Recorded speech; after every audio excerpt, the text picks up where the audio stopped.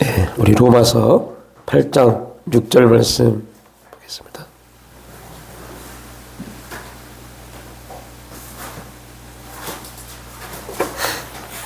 신약성경 로마서 8장 6절 말씀.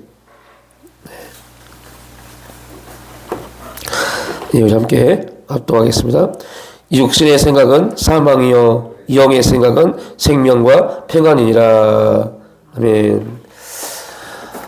우리 기독교 성경학자들은 이 로마서 8장 6절 말씀을 해석을 하면서 영적 핵폭탄과 같은 강력한 말씀이다라고 말합니다. 로마서 8장 자체가 우리 그리스도인들에게 굉장히 중요한 말씀입니다. 그 중에 8장 6절 말씀은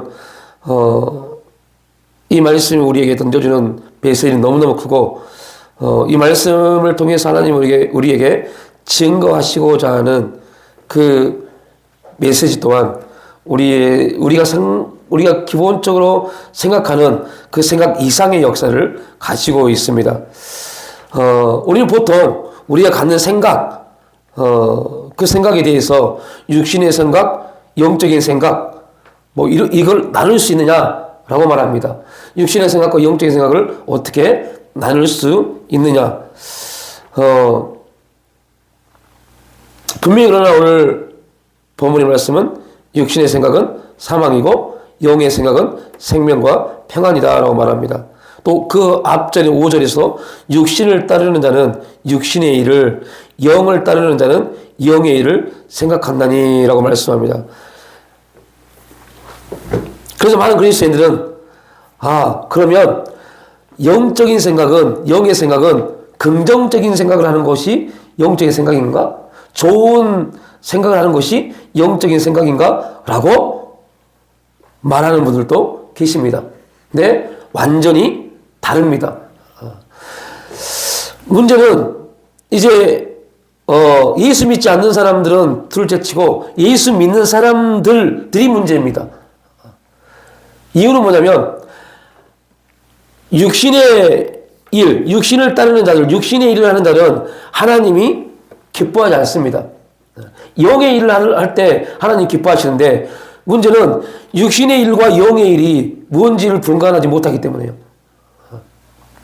알지 못하기 때문에 이 부분을 모르기 때문에 그래서 우리는 좋은 일, 선한 일, 긍정적인 일, 이것은 하나님이 기뻐하시는 거, 부정적인 거, 악한 거, 안 좋은 거, 그러한 것들은 육신의 것, 이렇게 또한 분간을 해버립니다. 그러다 보니까 문제는 하나님이 나를 통해서 하나님의 역사를 이루시고자 하고 나를 통해서 하나님이 일하시고자 하는 그 하나님이 뜻하시는 삶 가운데 우리가 서 있지 못하고 내가 생각하기에 좋은 것, 내가 내 삶을 통해서 경험되어지고 축적되어진 지식 안에서 좋은 것은 이거는 신앙적인 것, 영적인 것이라고 생각을 해버립니다. 그렇게 수십 년 신앙생활을 하다 보니까 이제는 말씀이 우리에게 들려지고 말씀이 우리에게 깨달아져도 그 말씀대로 순종하기가 너무너무 힘든 그런 문제에 또 서게 됩니다. 이게 점점 이제 우리의 삶 가운데 축적이 되어지고 우리가 이제 이 땅에 살 날이 그렇게 길지 않게 되면 우리는 이렇게 이제 표현합니다. 그냥 좋은 일 열심히 하면 되겠지 라고 자기를 이제 변명하기 시작합니다.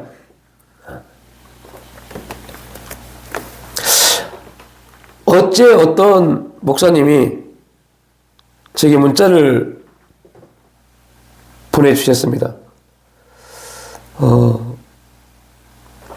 그 문자의 내용은 교회를 이전을 해야 되는데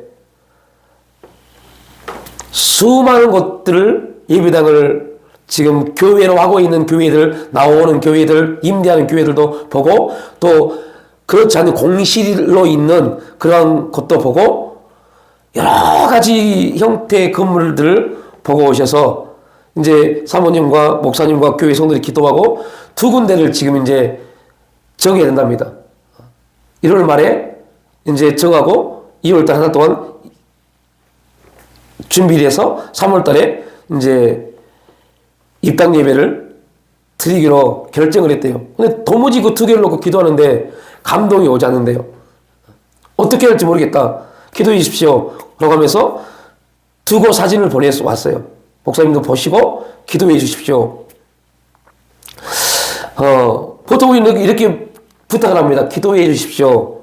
그럼 우리도 그 사진을 보고 기도 부탁을 받았기 때문에 사진을 보고 기도합니다. 하나님, 그 목사님과 그 교회가 가서 가장 합당하게 예배를 드릴 수 있는 공간으로 하나님 인도해 주시고 그분들에게 감동해 주세요. 라고 기도합니다. 이게 보통 일반적으로 하는 기도입니다. 저도 그걸 받고 기도하면서 주님, 어떻게 기도해야 될까요, 주님? 이 두 곳 중에 한 곳이 맞습니까? 라고 기도해야 됩니까? 이 두 곳 중에 한 곳을 그분들이 감동해서 그분들이 기도했기 때문에 기도해서 두 곳을 정했기 때문에요.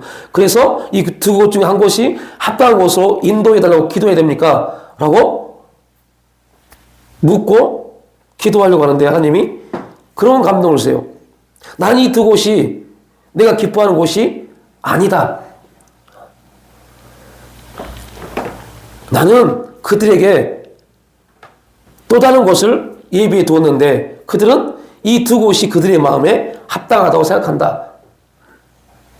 그리고 더 기가 막힌 것은 네가 그거를 그 목사에게 말할 수 있겠냐 라는 감동이었어요. 너무 참 황당하기도 하고 그걸 내가 어떻게 말을 해야 되지? 그래서 그냥 덮어버렸어요. 왜냐면 그분들도 난 열심히 기도해서 그 교회가 함께 기도해서 수많은 곳 중에 두 곳을 택했기 때문에 그분들은 그 두 곳 중에 한 곳이 그분들이 가야 될 곳으로 생각하고 있기 때문에요. 그런 생각을 가지고 있습니다. 그런데 하나님은 저에게 이 두 곳이 아니다 라고 말씀하셨고 다른 곳을 내가 예비해 뒀다는 말씀을 하시는 겁니다. 제가 그걸 놓고 되게 고민을 많이 했어요. 말하기도 그렇고 이 부분을 말을 하면 말씀을 드리면 그분들은 또 굉장히 많은 그 목사님이 이걸 듣고 또 사모님에게 말씀하실 거고 교회 성도들에게 말씀을 하실 겁니다. 내가 기도를 부탁했는데 어떤 목사에게 기도를 부탁했는데 그 목사가 기도하는 가운데 이런 응답을 받았답니다. 여러분 우리 기도합시다 라고 해서 기도를 할 수도 있고 아니면 아 그래요? 네 감사합니다 덮어버릴 수도 있고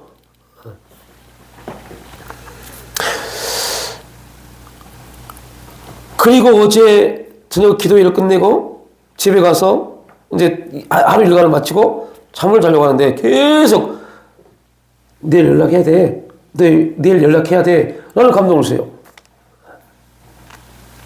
그래서 새벽에 일어나서 말씀 보내고 목사님에게 문자를 보냈어요. 목사님, 혹 오해하지 마십시오. 근데 하나님이 저는 목사님 교회가 목사님과 성도들과 교회가 어떻게 기도회에서 두 곳을 정했는지 모릅니다. 그리고 저는 제3자입니다. 그런데 하나님이 목사님 이 두 곳 말고 더 좋은 것을 준비해 뒀다고 말씀하십니다. 혹 제 이 메시지가 목사님 마음에 기도의 감동이 된다면 기도해 보시는 게 좋을 것 같습니다. 라고 문자를 보내드렸어요. 어느 아침 한 10시 반쯤, 10시 40분쯤 됐을 겁니다. 교회 사무실에서 작업을 하고 있는데 띠링 문자가 왔어요. 그리고 목사님 메일 한번 보세요. 그래서 메일을 열어봤더니 메일에 15곳의 사진을 메일로 보내왔어요. 이곳 중에 어디입니까? 라고요. 이곳 중에 그러면 그 두 곳 빼고 그러니까 그분들이 17곳을 본 것 같아요. 15곳의 사진을 보내왔어요. 그럼 하나님이 목사님 하나님이 어느 곳이 긴 것 같으세요? 라고 메일을 보내왔어요. 제가 이 말씀을 드리는 거는 너무 안타까워서 말씀을 드리는 겁니다. 하나님이 저에게 그 말씀을 주셨다는 것은 전혀 다른 의미에서 그렇게 저에게 감동하셨고 그분에게 그 감동을 증거하라고 하셨던 이유였는데 우리는 보통 그렇게 생각합니다. 우리가 이 몇 곳을 봤는데 지금 내 마음에는 이 두 곳이 마음에 듭니다.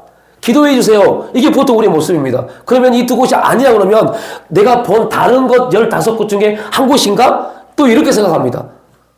보통 다 이렇게 생각합니다.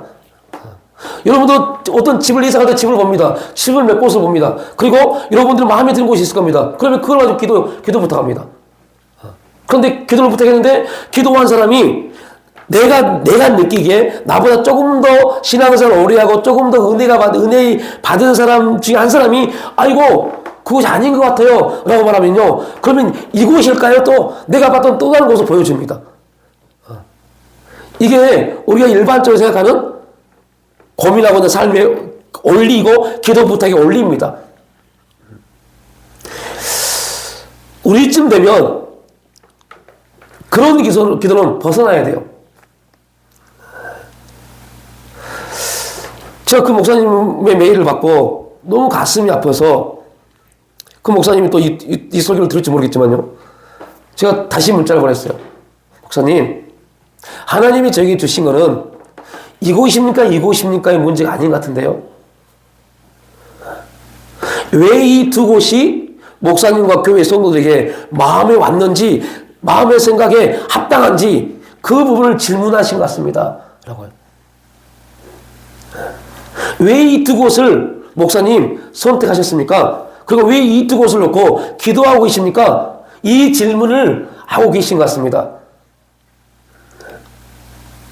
나머지 15곳 중에 한 곳입니까?가 아니라 17곳이 전혀 아닐 수 있고 그 중에 한 곳일 수 있지만 하나님은 이곳이냐가 아니라 왜 이 두 곳이 너희 마음에 합당했느냐, 이 질문을 하신 겁니다.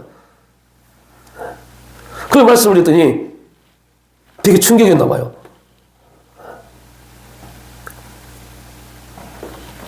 그리고 조금 전에 5시 4시 한 몇 분 전에 다시 문자가 왔어요. 목사님, 원점으로 다시 돌아가기로 했습니다라고요. 여러분, 우리가 하나님을 생각하고 신앙생활을 하고 있는 거, 우리가 지금 신앙생활하고 있는 것들, 이런 모든 것들, 여러분, 그 출발이 어디냐에 따라서요, 완전히 인생이 바뀌어버립니다. 그리스도인들은 그냥 의무적으로 교회를 나오고 예배를 드리고 기도를 하고 헌금을 하고 섬기고 있고 이러한 것들을 가지고 있기 때문에 이건 영적이겠지, 이건 하나님이 기뻐하시겠지라고 착각하는 경우가 있어요.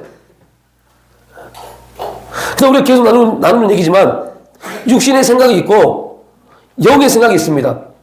근데 이거는 예수 믿지 않는 사람들을 중심으로 놓고 말씀한 게 아닙니다. 예수 믿는 사람들, 로마교회 성도들에게 사도 바울이 편지를 보내면서 야, 육신의 생각과 영의 생각이 있는데 육신의 생각은 하나님과 대적이 되고 영의 생각은 하나님이 기뻐하시는 거야. 너희는 영의 생각을 따라서 하나님께 순종해야 돼 라고 말씀합니다. 이건 로마 교인들입니다. 오늘 그리스도인들에게 말씀하고 있는 겁니다.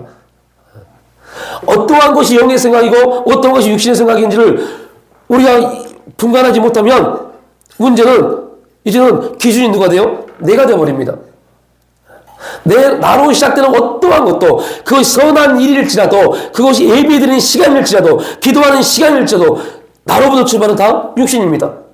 나는 기도하고 있으면서 하나님을 기뻐하지 못하는 시간을 갖고 있는 겁니다. 예배드리고 있는데 하나님이 기뻐하지 않는 시간이 되어버립니다. 누구로부터 시작되면요? 나요. 이게 무서운 겁니다. 그 많은 사람들이 이러한 영적인 논리 안에 들어가지 못해요. 그냥 종교적인 행위들, 이 부분들이 그냥 너 열심히 주님의 이름을 부르고 기도하니까, 너 주님의 이름을 부르고 섬기니까 주님의 이름을 섬기고 주님의 이름으로 예배드리고, 이러한 부분들이니까 하나님이 이거 영적인 것이고 영적인 생각이고 기뻐하시는 일이겠지 라고 말합니다. 그래서 여러분, 8장의 시작은요, 그러므로 이제 그리스도 예수 안에 있는 자에게는 결코 정죄함이 없나니 이는 그리스도 안에 있는 생명의 성령의 법이 지혜와 사망의 법에서 너를 해방하였다고 말합니다. 그 놀라운 것은 해방되었다라는 엄청난 선포를 하고 나서 3절에 뭐라고 하냐면 율법이 육신으로 말미암아 연약하게 할 수 없는 그것을 하나님을 하시나니 곧 죄로 말미암아 자기 아들을 죄 있는 육신의 모양으로 보내어 육신의 죄를 정하사 육신을 따르지 않고 그 영을 따라 행하는 일이 우리에게 율법의 요구가 이루어지게 하려 하심이니라 라고 말씀합니다. 육신을 따르지 않고 그 영을 따라 행하는 우리에게 라고 말합니다. 그 영을 따라 행하는 우리에게, 이게 가장 중요한 메시지입니다. 저와 여러분이 지금 그 영을 따라 행하고 있는지, 그래서 우리에게 율법의 요구가 이루어지게 하려 하심이라고 말씀합니다. 오늘 4절의 이 내용이 우리가 영적인 사람이 될 것인지 육신의 사람이 될 것인지를 분간하는 기준입니다. 그러면서 5절에 뭐라고 그래요? 육신을 따르는 자는 육신의 일을 라고 말해버립니다. 영을 따르는 자는 영의 일을 생각하니 육신의 생각은 사망이요. 이제 반대로 갑니다. 그러면 그 영을 따라 행하는 우리에게 율법의 요구가 이루어지게 하려 하심이라, 우리는 율법의 요구를 이루지 못해서 다 죄와 사망 가운데 죽었습니다. 율법이 우리에게 주어졌어요. 하나님이 우리에게 율법을 주신 이유는 율법을 생각해서 그 율법을 생각함으로 율법을 주신 하나님을 바라보도록 하는 것이 율법의 목적이었습니다. 그런데 이스라엘 백성들은 율법을 생각하지 않고 율법을 어떻게 했죠? 지키려고 그랬어요. 율법을 지키려고 그랬어요. 자, 이렇게 질문합니다. 아니, 목사님 무슨 말씀이세요? 신명기를 보십시오. 또한 목사님 출애기를 보십시오. 율법을 지켜 행하는 자는 이라고 말씀하셨잖아요. 그 율법을 지켜야죠 라고 말합니다. 여러분들, 하나님이 율법을 주셨습니다. 하나님이 예수 그리스도를 주셨습니다. 자, 우리에게 말합니다. 너희들이 예수 그리스도 안에서 뭐의 능력을 쫓아요? 성령의 능력을 쫓아라고 말씀하고 있습니다. 자, 그러면 이스라엘 백성은 어떻게 했어야 돼요? 그들이 율법 안에서 하나님의 능력을 따라 이렇게 됐어야 돼요. 율법 안에 들어와서 너희들이 율법 안에 온전히 있다면, 율법을 너희들이 지키려고 했다면 율법 안에 들어와야 된다. 그래야만 율법 안에 들어와야만 그들이 뭘 볼 수 있어요? 하나님의 능력을 볼 수 있습니다. 우리도 마찬가지입니다. 거듭난 우리들도 그리스도 예수 안에 있지 않으면 우리 성령의 능력을 받지 못합니다. 성령은 오직 누구를 통해서요? 그리스도 안에 있는 자들에게 주어지는 것이 성령의 능력입니다. 왜요? 성령은 그리스도를 온전케 하기 위한 보내심 받은 영이기 때문에요. 나를 나타내고 내가 이쪽 열심히 했더니 나 이것도 능력이 나타나고, 이게 아니라 하나님의 성령을 통해서 그리스도인들이 그리스도의 일에 온전케 하시기 위해서 우리에게 성령의 능력을 부어주신 겁니다. 그러면 그리스도 예수 안에 있는 자들, 그들에게 하는 성령의 능력이 임하고, 그 성령의 능력을 통해서 우리는 율법의 요구, 복음을 살아갈 수 있게 된 겁니다. 이것을 바울은 영의 일, 영의 생각이라고 말합니다. 그러니까 그리스도 예수 안에 있는 자들에게는 결코 정죄함이 없는 이거 뭐예요? 죄와 사망이 몸에서 해방됐기 때문에요. 해방되었다는 말은, 죄와 사망의 몸에서 해방되었다는 말은, 오늘 그 말을 바울은 이렇게 말합니다. 생명과 평안이라고요. 영의 일은, 결론적으로 보면 영의 일은 우리에게 반드시 나타날 일이 있는데, 그게 뭐예요? 생명과 평안입니다. 생명과 평안이 없는 모든 것은 그러면 다 육신의 일입니다. 생명과 평안이 없는 모든 일. 그래서 우리가 계속 예배 시간 나누는 얘기가 있죠. 기도하면서 불안해하는 거, 이거 여러분들 육신입니다. 이거 기도하면 안 돼요. 예배 드리면서 불안해하는 거, 이거 육신입니다. 얼마나 많은 사람들이 그러나 기도하면서 불안해하지 않습니까? 기도 열심히 하면서 삶에 대해서 불안해합니다. 왜 그럴까요? 하나님을 온전히 믿지 못하니까요.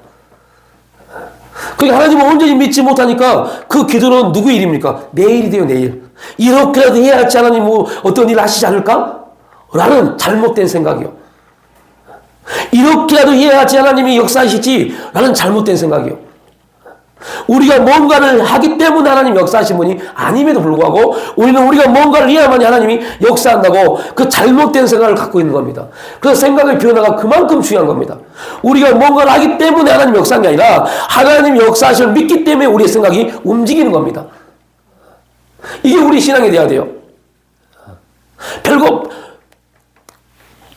여러분들 잘 들어보십시오. 그게 말장난 같아요. 근데 완전히 다른 의미를 갖고 있습니다. 다시 말하면 우리는 자꾸 율법의 요구 안에 스스로 빠지려고 그래요. 우리가 뭔가를 해야지, 뭔가 하지 않으면 그러면서 뭘 갖다 대면냐면요. 봐봐, 부모들도 자녀가 뭔가를 하면 되게 기뻐하잖아. 여러분, 부모가 자녀가 뭔가를 해야만 기뻐한다면 그 부모는 참 부모가 아닙니다. 참 부모는 그냥 내 자녀이기 때문에 기쁜 겁니다. 그건 뭘 하지 않아도 그냥 기쁜 겁니다. 그리고 뭔가를 하지 않아도 기쁘고 참 보고 싶고 끌어안고 싶고 다 해주고 싶은데 그럼에도 불구하고 그가 뭔가를 하면요 더 뭐예요? 마음이 가는 겁니다. 하나님은 이 차원을 뛰어넘어서 역사하십니다.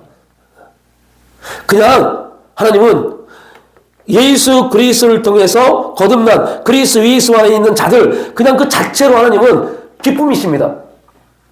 그러니까 우리 자체가 하나님의 기쁨입니다. 우리가 하나님이 우리의 어떠한 삶을 보시고 기뻐하실까라는 생각도 하지 말아야 돼요. 이것도 교만입니다. 단지 우리는 우리 자체가 하나님 앞에 기쁨입니다. 그런데 기쁨인데 우리가 조금 더 뭐 한다면요. 믿음으로 하나님을 향해서 내 발걸음을 내딛는다면 내 상황과 환경이 도저히 하나님을 갈 수 없지만 하나님이 기뻐하시는 일이기 때문에 나를 내어드린다면 하나님은 어떻게 보시겠어요? 그런데 우리는 뭐의 문제냐면 하나님이 우리 자체로서의 우리 기쁨이라는 것을 잊어버렸어요. 그걸 빼놓고 그 다음 단계로 삶을 살려고 그래요. 뭔가를 해야만이 뭔가를 하면 하나님 기뻐하시겠지라는 율법이 말하고 있는 그것을 복음 안에 있는 우리들이 그런 인생을 그런 신앙생활을 하려고 그래요. 그러니까 그리스도 예수 안에 거듭난 자들 또한 육신의 일을 할 수 없음에도 불구하고 육신에 있을 때의 삶을 영적인 사람이 육신의 일을 살려고 발버둥 치고 있는 것이 지금 우리 그리스도인의 모습입니다. 그러다 보니까 하나님이 야, 너 그렇게 안 해도 되는데 왜 그렇게 발버둥 치니? 왜 너 그렇게 발버둥 치고 있는 것이 나에게는 아픔이야. 라고 말합니다. 왜요? 하나님의 은혜에 대해서 의심하니까요. 하나님의 은혜에 대해서 의심하니까요.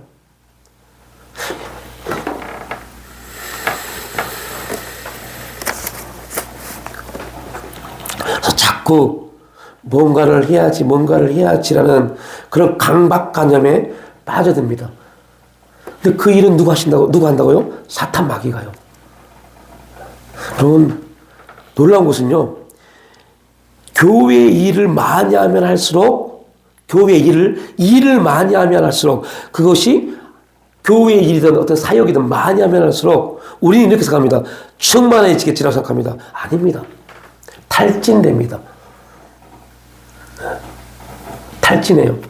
그래서 수많은 선교사님들, 수많은 목사님들이 탈진하잖아요. 이유가 뭘까요? 그들 일 안 해서요? 믿음이 없어요? 아닙니다. 그 출발이 잘못돼서요. 출발이 잘못돼서 탈진합니다. 여러분, 영적으로 탈진하면요, 되게 힘들어요. 되게 무서워요. 왜 힘드냐면 하나님이 자기를 사랑하지 않는 것처럼 느껴지니까요. 그래서 영적으로 탈진한 사람의 특징 중에 하나가 뭔지 아세요? 자꾸 뭔가를 열심히 내려고 그래요. 자꾸 뭔가 열심히 내서 내 육신이, 내 육체가, 내 생각이, 육신의 생각이 뭔가를 느껴보려고 해요. 여러분들 부부관계 안 좋으면 어떻습니까? 자꾸 내가 뭔가를 액션을 취해서 인식시키려고 하잖아요.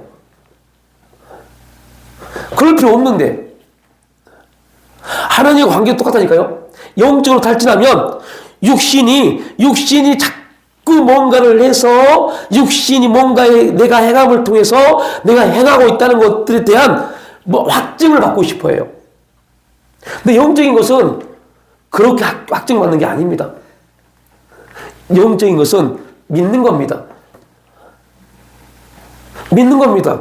야, 내가 네 인생을 내가 계획했고 그 계획 안에서 내가 널 장세를 택했고 내가 널 불렀어. 그리고 내가 너를 그냥 부른 게 아니라 내가 너를 부르는 순간부터 내가 가지고 있는 공유적 속성, 하나님의 속성을 내가 너에게 주었어. 누굴 통해서요? 성령을 통해서요.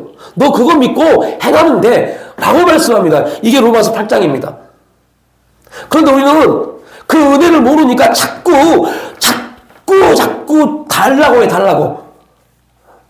그리고 말합니다. 안 되니까요로 말합니다. 이거 안 되니까요라는 것은 내가 내 느낌이지 내 필요에 의한 내 어떠함이지 하나님과 무관합니다. 이걸 빨리 회복하셔야 돼요. 이게 회복되지 않으면 우리는 지금 육신의 생각 가운데서 사망이면 사망. 그러니까 열심히 기도하고 나서 안 되고 안 이루어진 것 때문에 불안합니다. 그게 뭐라고요? 사망이에요. 영적인 것은 우리 집이 망해도 상관없다니까요. 우리 집이 망해서 갈 데 없어 상관없어요. 교회가 몰라도 상관없어요. 내 인생의 모든 직장을 잃어버리고 사업이 망해도 상관없어요. 왜요? 하나님이 역사하실 걸 믿는다면요. 그 믿음이 있다면요. 그렇기 때문에 어떠한 상황 가운데 있을지라도 우리는 찾아가잖아요. 그 어디나? 하나님 나라라고요. 왜요? 생명과 평안이니까요. 이 부분이 이루어져야 돼요. 이게 이루어져야 돼요. 그래야만 로마서 8장이 우리 가운데 아멘 되어집니다. 그렇지 않으면 진짜 힘들어요. 너무너무 힘들어요. 열심히 내면서 더 힘들어집니다. 왜요? 열심히 낸다고 해서. 그런데 여러분들 왜 우리가 이러한 문제에 빠집니까? 이거는 이미 성경에서 우리가 계속 우리에게 증명해 주고 있어요. 그 대표적인 사람이 누굽니까? 사울왕이요. 사울왕이 얼마나 나름대로 열심히 했습니까? 그런데 우리는 사울왕을 안 좋은 왕이라고 정확하게 답을 냅니다. 왜요? 안 좋은 왕이라고 성경에서 답하고 있으니까요. 그 답을 알고 있기 때문에 그냥 안 좋은 왕을 딱 중심을 놓고 보기 때문에 그냥 하는 족족 안 좋은 겁니다. 그런데 우리가 사울왕을 안 좋은 왕으로 답을 모르는 상태의 사울왕을 보십시오. 살아보려고 얼마나 발버둥칩니까? 그죠? 답을 모르는 상태 보자고요, 한번. 살아보려고 얼마나 발버둥칩니까? 그러니까 여러분들 답답하고 미치겠으니까 누구한테 가요? 신접하는 여인한테 가서 사무엘 좀 풀려달라라고 고백하잖아요. 우리는 이것을 죄라고 보기 때문에 에이 나쁜 놈이라고 말하지만 그걸 모르는 상태에서 보자고. 그냥 사울이라는 사람 자체만 보자고요. 얼마나 열심을 냅니까? 나에게 말씀하시는 지금 이 시도 마찬가지입니다. 나에게 말씀하신 성령의 역사 하나님 말씀보다는 누군가 능력이 있다 그러면 그 사람의 말이 성경 말씀보다 옳뚱해 버립니다. 그게 사울왕의 모습입니다.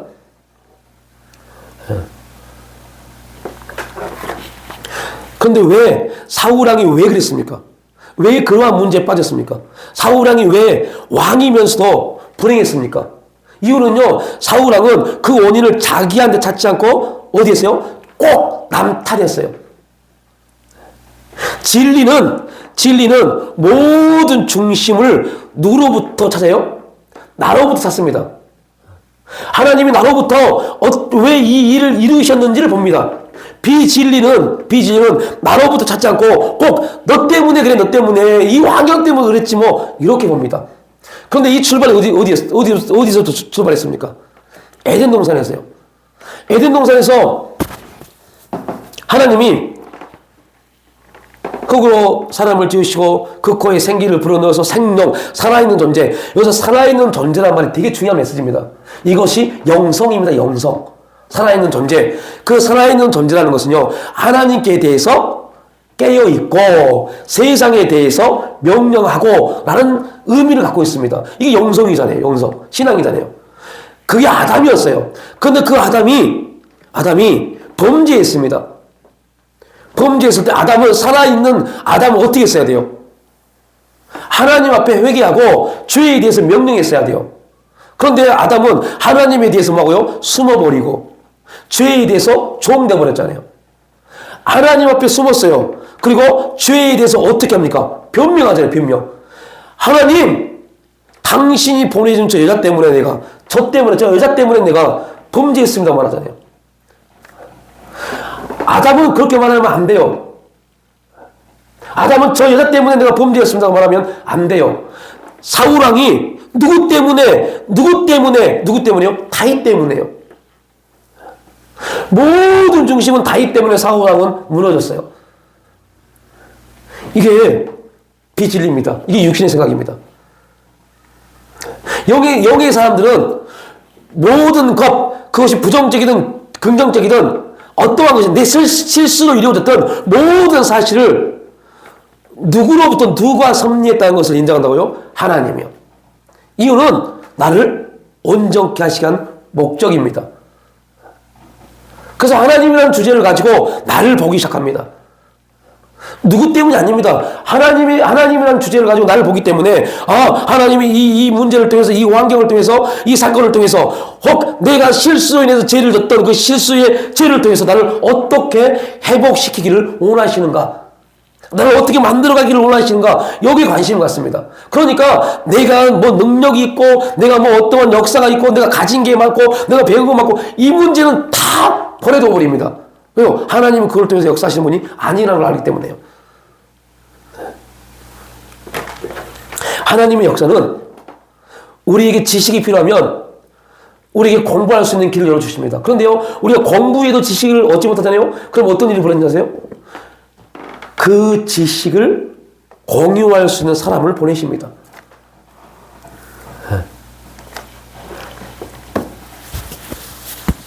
그래서 사울에게 누구를 보냈어요? 다윗을 보낸 겁니다.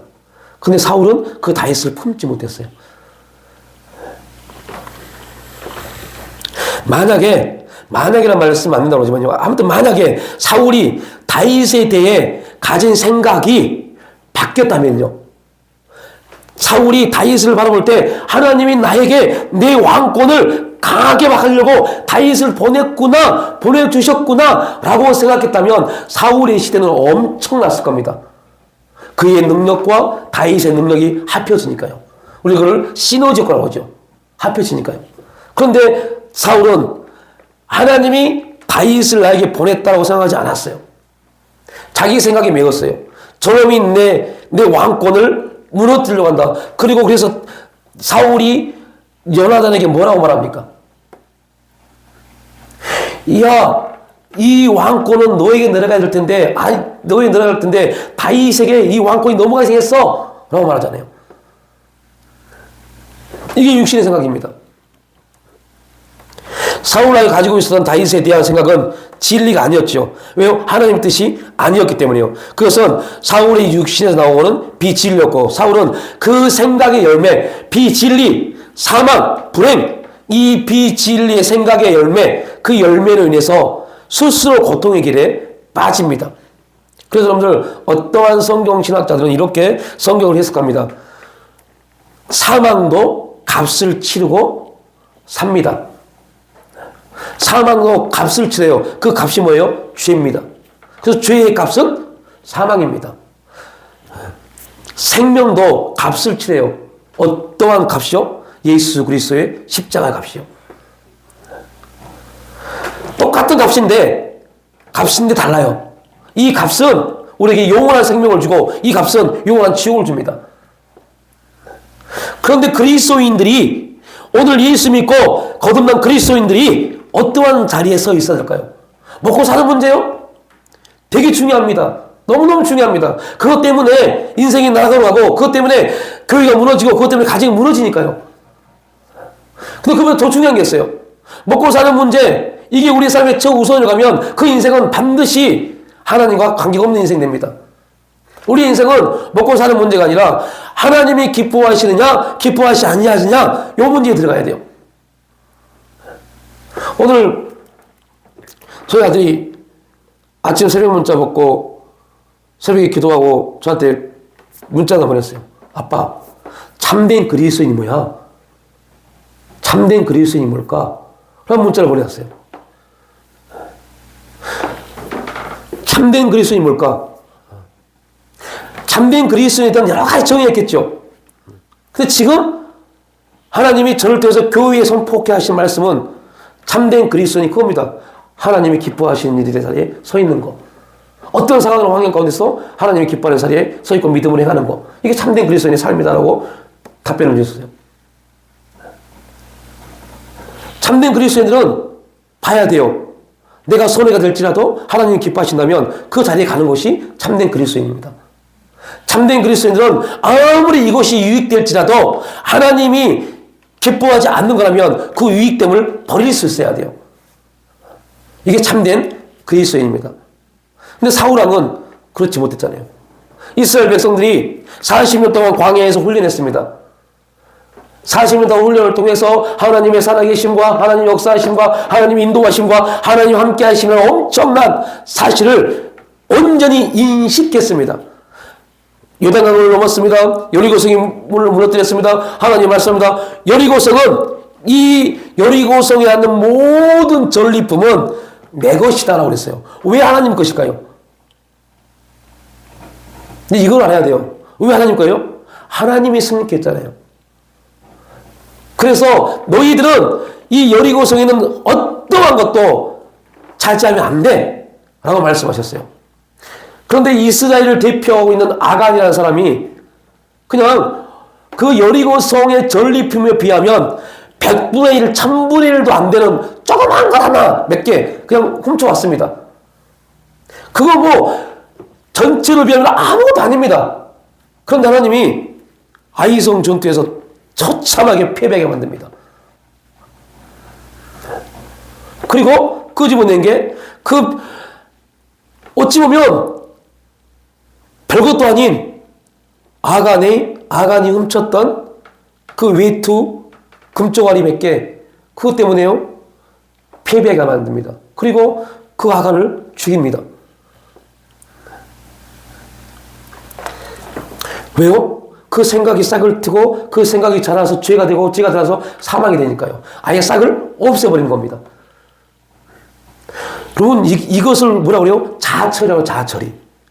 자아는 싹이 날 때 잘라버려야 돼요. 이거 자르지 않으면요 육신의 생각은요 싹이 날 때 자르지 않냐면요 그 생각이 나를 지배해버립니다. 어떻게 지배한다고요? 육신의 생각처럼요? 아니요. 교묘하게 영적인 것처럼요. 교묘하게 신앙인 것처럼요. 교묘하게 신앙적 행위를 통해서요. 그래서 소리를 말씀드렸던 기도하는데요. 두 손으로 기도하는데요. 소리질러 기도하는데요. 예배 드리는데요. 11조를 드리고 감사금을 드리고 성경금을 드리고 헌신하는데요. 이렇게요. 그 하나님이 지켜보고 있습니다. 그래 너 다 봤어. 근데 불법을 행하는 자야. 네 출발이 뭐냐? 라고 말씀합니다. 어디서부터 출발했느냐? 나의 기쁨을 행해야 되냐? 아니면 해야 되기 때문에 한 거냐? 라고 질문하신 겁니다.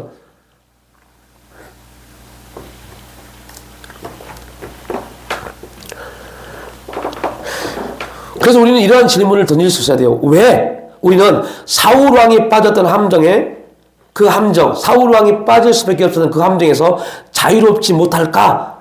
라는 내용이요. 왜 우리 또한 사울왕처럼 자꾸 변명하려고 하고 남 탓하려고 할까? 라는 문제예요. 그 문제의 답은 아까 말씀드렸던 어디에 찾아요? 에덴 동산이요. 모든 죄의 근원은 에덴 동산입니다. 먹지 말라. 그랬으면 먹지 말았어야 돼요. 그게 어떻게 보이고 어떻게 느껴지고 어떻게 촉감이 좋고 먹음직스럽고 보암직스럽고 하지 말았어야 돼요. 그런데 먹음직스럽고 보암직스럽고 탐스럽고 이게 지배했어요. 하나님 말씀이 아담을 지배한 게 아니라 그게 아담과 하와를 지배했어요. 그렇다면 우리가 사울왕처럼 남탓하지 않고 하나님의 섭리 안에서 하나님이 이루실 일을 바라보고 그러한 하나님이 기뻐하시는 삶의 자리에 가기 위해서는 어떻게 해야 되느냐? 하나님이 그 아담을 치유하고 회복하시기 위해서 하나님이 아담에게 찾아오십니다. 하나님 말씀에 불순종한 아담에게 하나님께 찾아오십니다. 우리 동일합니다. 하나님이 우리에게 동일하게 찾아오십니다. 그리고 말씀하십니다. 그때 우리가 어떠한 반응을 하고 있는지를 살펴봐야 돼요. 아담은 하나님의 말씀에 오셨을 때 그 말씀에 대해서 들려진 하나님의 음성에 대해서 아담의 반응은 육신적이었죠. 남탓하고 변명하고. 하나님은 아담에게 뭐를 듣기로 했어요? 하나님 죄송합니다. 용서해 주세요. 제가 잠깐 착각해서 실수해서 선악을 알게 한 다음에 시간을 먹었습니다. 용서해 주세요. 이거를 듣기로 원했어요. 이거를 신학적인 표현에서 뭐라고요? 회개입니다. 이거를 듣기로 원했어요. 그런데 아담은 이 짧은 이 마디보다는 변명하기를 급급했어요. 근데 오늘 수많은 사람들이 지금의 시대도 동일하다니까요. 아담이 이르되 하나님이 주셔서 나와 함께 하신 여사가 그 나무 열매를 내게 주므로 내가 먹었나이다 한 것처럼요. 하나님 지금 환경이 이러하니까요. 상황이 이러하니까요. 하나님 제 사정 아시잖아요. 이게 우리의 삶을 주도하잖아요. 아담은 하나님의 말씀을 진리로 인정하지 않고 부정했습니다. 자신의 생각이 옳다고 했습니다. 아담아, 너 왜 저 선악을 알게 한 다음에 실과를 먹었느냐? 이것은 하나님의 말씀입니다. 그 말씀이 들려왔다는 것은 하나님이 죄를 지적한 겁니다. 죄를 지적한 겁니다. 아담을 나무란 게 아니라 죄를 지적한 겁니다.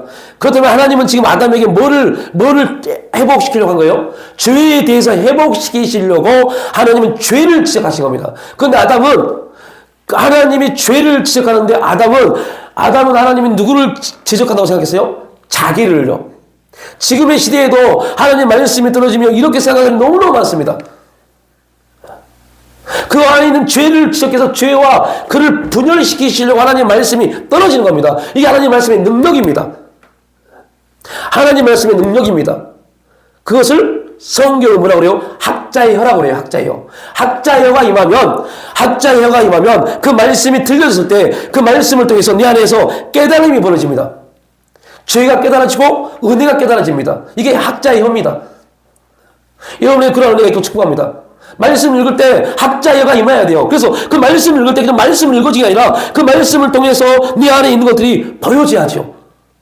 그리고 치유될 건 치유되고 회복될 건 회복되고 회개할 건 회개해야죠. 그냥 말씀만 읽으면 아무런 의미가 없잖아요. 그 말씀이 우리 안에 역사가 되기 때문에요. 근데 아담은 거기에 대해서 용서해 주세요라고 아니라 비진리 육신의 생각을 거주해낸 겁니다. 그 하나님은 그 아담에 대해서 엄청난 문제를 줘버리잖아요. 우리 인생을 살펴보십시오. 저도 그렇고 여러분도 그렇고 회개해야 될 부분이 너무너무 많을 겁니다. 한번 살펴보십시오. 하나님 우리에게 질문해 오십니다. 야, 너 왜 그랬냐? 라고 할 때 우리는 그때 어떻게 반응했는지. 환경이 그러하니까요. 상황이 그러니까 어쩔 수 없잖아요. 그렇게 하고 싶었는데 내 지금 형편이 이러니까요. 우리 이런 고백을 얼마나 많이 했습니까? 하나님은 너 왜 그때 그랬어? 라고 할 때 하나님은 내 형편이요, 내 사정이요, 내가 어려우니까요. 이런 말이 아니라 하나님, 하나님이 저에게 그 일을 하도록 감동 주셨는데 못했습니다. 이거를 듣기 원하신 겁니다. 근데 그렇게 하면 내가 꼭 뭐처럼 보여져요? 잘못한 사람처럼요. 여러분, 회개는 내가 잘못한 사람입니다라고 고백하는 게 아닙니다. 회개는요, 하나님의 능력이 나에게 임해지는 역사입니다. 그래서 회개를 많이 하면 할수록 하나님 역사가 더 많이 나타난단 말이 그 말입니다.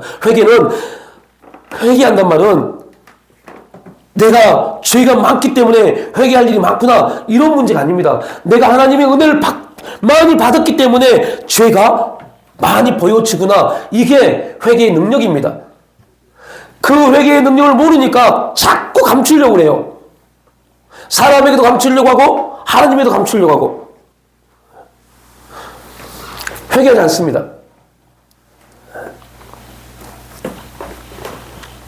하와를 하나님이 주셨고 하와가 아담에게 선악과도 주었습니다. 그러니까 여러분들 겉으로 보기에는 아담의 말이 맞아요, 틀려? 맞잖아요. 하나님이 하와를 아담에게 보내줬잖아요.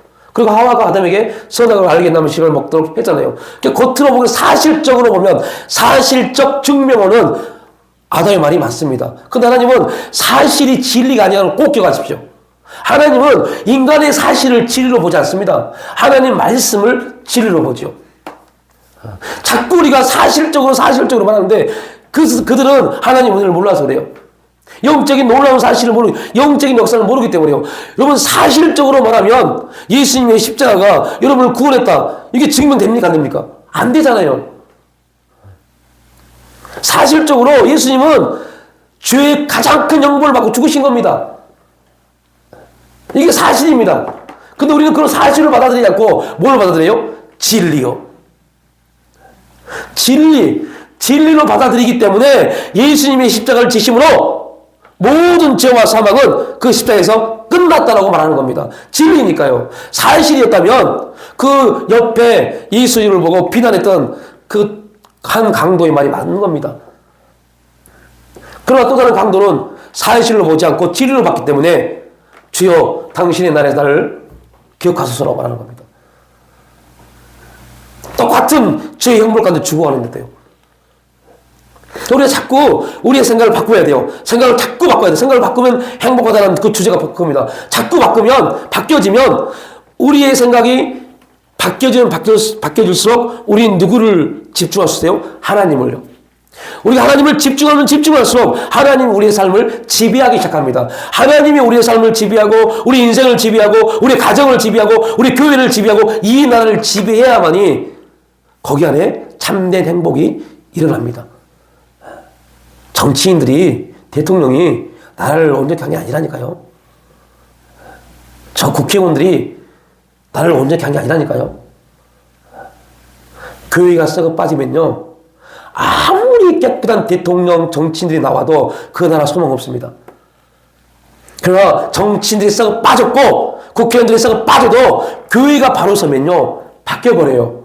누가 일하시니까요? 하나님이요. 그래서 자꾸 그리스도인들이 잘못 생각하는 겁니다. 먼저 그리스도인들이 하나님 앞에 겸비해서 기도해야 돼요. 하나님의 은혜 안에 들어가야 돼요. 그리스도와 교회가 하나님 은혜 가운데 들어가야만이 하나님이 일하기 시작하죠. 하나님이 일해야 되는데 인간이 일하고 있으니 하나님이 잠잠히 보고 있는 겁니다. 그래 네 마음을 한번 해봐라. 나라 꼴이 어떻게 되나. 이거는 교회의 문제입니다. 지금 교회 나라가 힘들다 라는 말은요 교회의 문제입니다. 지금 미국 트럼프 대통령이 지금 말도 안 되는 행동을 하고 있습니다. 이거는요 트럼프 대통령의 문제가 아닙니다. 그 나라 교회의 문제입니다. 교회의 문제. 교회가 다 무너졌어요. 교회가 무너지니까 엉뚱한 일들이 벌어지는 겁니다. 잘못된 복음이 나타나기 시작한 겁니다. 우리나라도 마찬가지입니다. 교회의 문제입니다. 교회의 문제. 교회가 무너지고 교회가 말씀이 무너져버리고 기도가 무너져버리고 복음을 잃어버리기 때문에 교회가 힘이 없는 겁니다. 그게 사탄이 그 난리를 쳐도 교회가 아무것도 못해요. 사탄의 방식은요 교회를요 교인화 시키는 겁니다. 하나님의 역사는요 교회를 성도들을 연합 교회로 만들기로 하고요. 모이기를 교회 안에 개교회 안에 모이기를 원하게 하시는 것이 성령의 역사입니다. 사탄은요 교회를 깨트려서 교회가 아닌 밖에서 모이기를 원하는 겁니다. 그런데 여러분들 교회 목사도 교회 성도들도 그 사탄의 전략을 알지를 못해요. 그리고 이렇게 비칩니다. 미스바 운동은요 미스바 운동은요 여러분 미스바에서 이스라엘 백성들이 모였습니다. 당연하지요. 왜요? 그 당시에는 교회가 없었잖아요. 모일 교회가 없었잖아요. 모일 수 있는 유일한 장소가 미스바이기 때문에 그곳에서 그들이 모여서 기도한 겁니다. 거기서 그들이 모인 것은 기도하기 위해서 하나님 역사를 구하기 위해서 모인 거지 그들이 뭔가를 하기 위해서 모인 게 아니었어요. 그러나 지금은 교회 시대입니다. 교회 시대. 개교회가 하나님 앞에 겸비하여 기도하고 그 기도가 성령의 역사 연합을 통해서 하나님께 드려졌을 때 하나님이 그걸 보시고 역사하십니다. 똑같습니다. 바벨탑을 무너뜨리는 것도 똑같습니다. 인간의 힘이 강한 카리스마가 있는 인간이 니무르스한 인간이 사람들을 그 힘으로 끌어모았어요. 끌어모아놓고 한 짓이 뭡니까?